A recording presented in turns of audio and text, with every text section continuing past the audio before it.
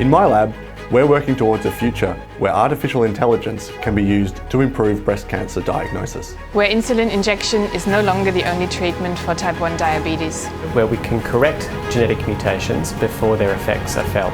Where a broken hip doesn't mean a one-way trip to hospital. Where we can replace a diseased liver with an organ grown in a lab dish. More than 11 million Australians live with at least one ongoing medical condition, and almost 5 million of us live with multiple diseases. That's nearly half of all Australians. At SVI, we're inspired by discovery and driven by purpose. Our research tackles critical disease challenges in the world today, like cancer, diabetes, osteoporosis, heart disease and dementia. We believe the toughest problems are best solved through collaboration. With people from different disciplines working together, shoulder to shoulder. We pursue fundamental biological discovery and practical application alike because both are required to improve the treatment, diagnosis and prevention of disease.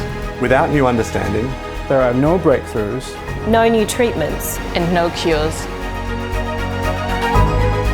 We believe that science can and should make a real contribution to the society it serves. For the good of all.